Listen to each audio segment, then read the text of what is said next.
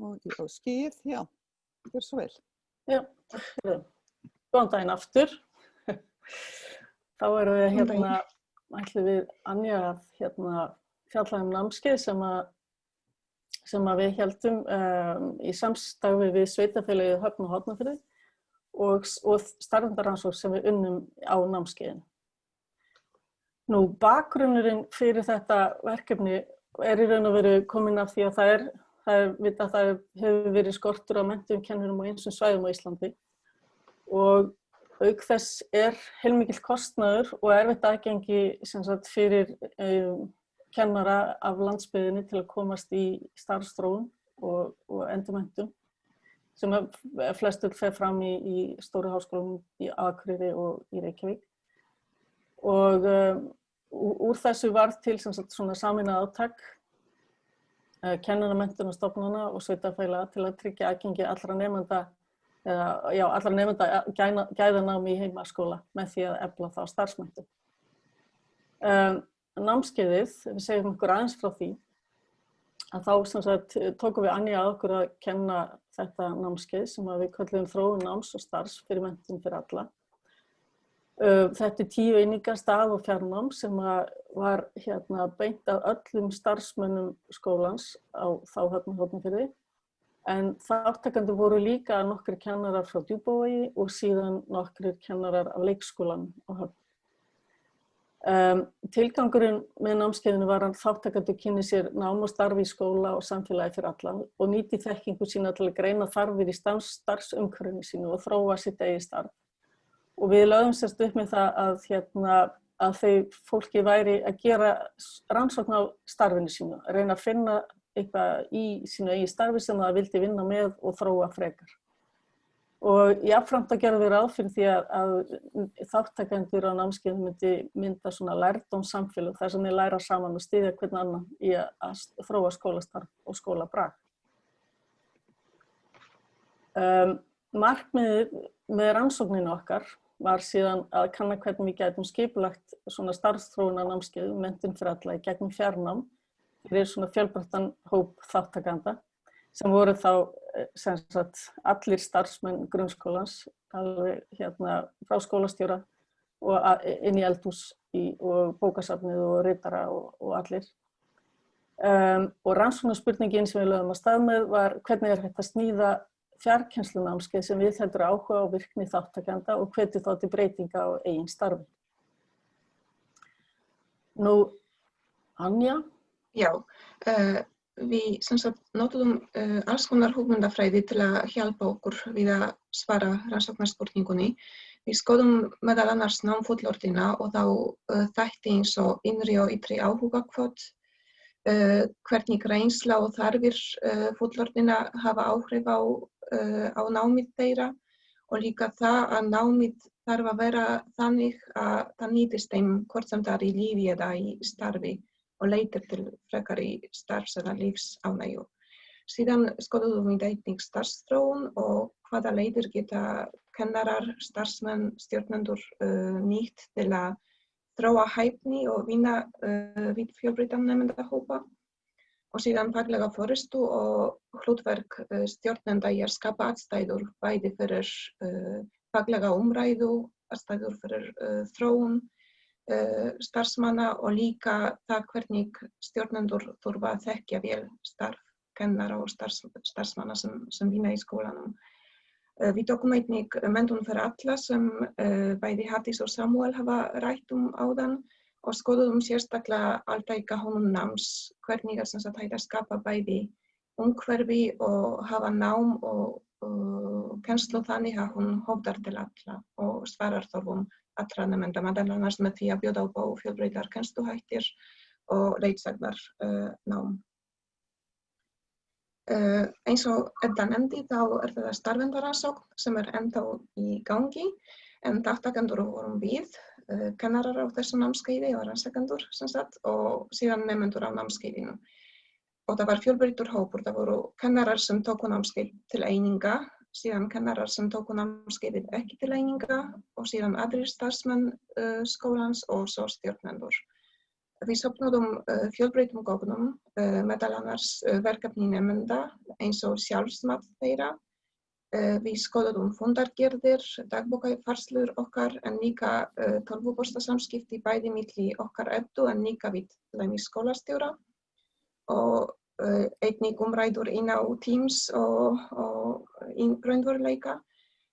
Við ákváðum einnig að taka rýnihópaviðtöl í lok námskeiðsins við þessa 4 hópa sem ég nefndi fyrir ofan. Og við sendum líka svona nafnlausa könnun á alla þátttakendur þar sem við spurðum meðal annars skipulag námskeiðsins, fyrirkomulag og líka það sem mætti betur bæta, það sem mætti betur fara næst. Og við gagnagreiningu stuðumst við aðferðafræði grundaðrar kenningar og það gerði okkur kleift á að byrja að greina gögnin samtímis leið og við vorum byrjaðar að kenna á þessu námskeiði og byrjaðar að safna gögnum. Og þar sem við vorum strax ákveðnar á að gera þessa rannsókn, þá upplýstum við allar þátttakendur á námskeiðinu að við erum að fara af stað með námskeið og við útskýrðum hvað markmið með og tilgangur með rannsókninni og fengum upplýst samþykki frá öllum þáttakendum. Og eins og ég sagði þá rannsóknin ennþá í gangi en við erum byrjaðar að sjá þemu í gögnum sem við erum að kóða og greina og það eru tvö þemu sem eru að birtast aftur og aftur og það fyrst og fremst áskoranir bæði námslegar, persónulegar og tæknilegar sem bæði við sem kennarar á þessu námskeiði og þáttakendur námskeiðsins stóðum frammi fyrir og hvernig síðan vorum við að takast á við þær til að þróa námskeið enn frekar. Og hitt þema sem birtist það hversu mikilvægt félagaþrýstingur og stuðningur frá stjórnendum til að einmitt þróa þessi lærdómssamfélag á þessu námskeiði og síðan í skólanum. Og ég ætla að segja aðeins frá og gefa ykkur dæmi af þessum áskorunum sem bæði við og nemendur eða þáttakendur stóðum frammi fyrir. Og þar það kemur á námslegum áskorunum, það voru það til dæmis það að það fannst mjög erfitt að lesa til dæmis á ensku eða horfa á myndbönd sem við vorum að sýna nemendum á ensku. Og síðan líka það að fara aftur í skóla eftir svona langan tíma, sem voru ekki í námi í kannski 20 ár eða jafnvel lengra. Síðan voru það persónulegar áskoranir eins og tímaskortur eða það margir þáttakendur, líka fjölskyldur og sitt líf eftir vinnu og eftir skóla. Og tæknilegar áskoranir, að alltaf það að kunna á Moodle og líka það að hafa alveg aðgengi að tölvum. Og einn almenn starfsmaður sagði, kennarar eru með tölvur, en ef almenna starfsfólkið á líka að komast í tölvu til að fara á Moodle að vinna verkefni á vinnutíma, fara á það að gera það. Síðan tókum við líka eftir sérstaklega í rýnihópaviðtölum að þáttakendur á námskeiðinu voru með ólíkar forsendur fyrir þáttöku.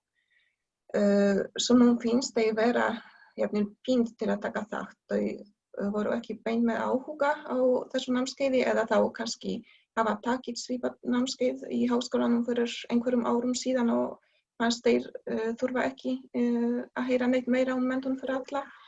En síðan líka upplýfðu sig sumir þáttakendur eins og þau hafðu annars vegar ekki rödd eða kannski hafðu ekkert fram að færa, til dæmis í hópaumræðum. En einn kennari sagði að helstu áskoranir voru að vinna hópavinnu með fólki sem ekki sýndi lit, var ekki að taka námskeiðið til eininga og virtist ekki hafa metnað nennu í að taka þátt í vinnunni.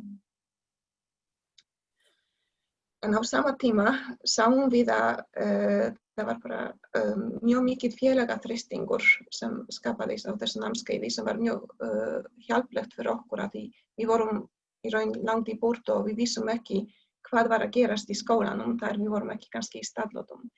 Og við sáum síðan í bæði verkefnum nemenda en líka þar við vorum að fylgjast með þeim og í rýnihópaviðtölum að þáttakendur stóðu hvert annað. En á sama tíma líka skólastjóri fór að styðja starfsfólkið og þá sérstaklega almenna starfsfólkið mjög mikið þar hann sá að þau þurfa miklu frekari stuðning og að halda bæði þar það kemur að þessum persónulegum áskorunum en líka tæknilegum áskorunum og námslegum.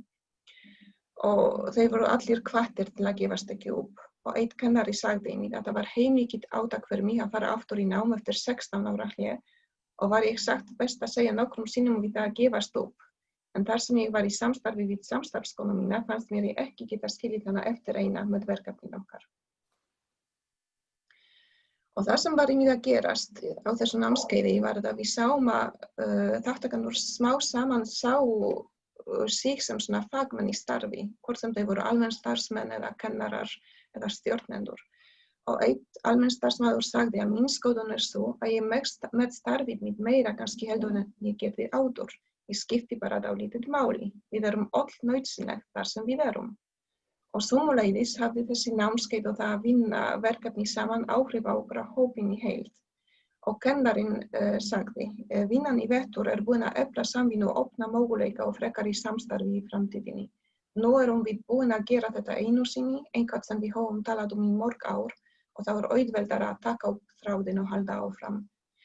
Og við sáum það greina sérstaklega á uppskeruhátíðinni þegar núna í mars þegar þátttakendur voru að kynna verkefni sín og þá sá maður í þessa grósku og þvílíkan kraft sem var í hópnum og vilja til að halda áfram á þessari braut.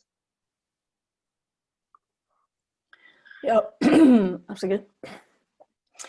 Þetta var sem sagt stór og fjölbreyttur hópur sem að tók námskeið á mjög ólíkum forsendum og þá bæði sem sagt forsendum til þess að takast á við þetta efni en svo líka forsendum þess að vilja vera þarna eða vilja ekki vera þarna í raun og veru. Það var sem sagt fyrir okkur sem sagt snúið að taka tillit til þessara áskorana sem að þau þáttakendurnir stóðu fram fyrir og reyna að umbreyta kennsluna okkar í takti við það í raun og veru og við þurftum að gera náttúrulega talsverðar breytingar frá því sem við fórum af stað með. Við tókum eftir því að þessi fjölbreytni hópsins var áskorun fyrir okkur þar sem við þurftum að einfalda fyrirlestrana okkar, við þurftum að passa þeir var ekki of fræðilegir en samt þannig að við kæmum hugmyndafræðinni og kennslufræðinni til kennara og myndum í leiðinni vekja aðra starfsmenn til umhugsunar starfið þeirra. Við sáum að okkar styrkleiki liggur í að kenna kennurum. Við þekkjum hugmyndafræðina og kennslufræðina en hefur kannski takmarkað hugmyndaflugu eða þekking á því hvernig við getum unnið með öðrum en kennurum. Og þarna sjáum við að í framtíðinu myndum við fá eitthvað með okkur sem að veri sterkar í þessu ef við gerum þetta með öðrum skóla. Að fá eitthvað frá tómstundafræði eða þroskaþjálfa eða annar stað frá sem að geti stutt okkur.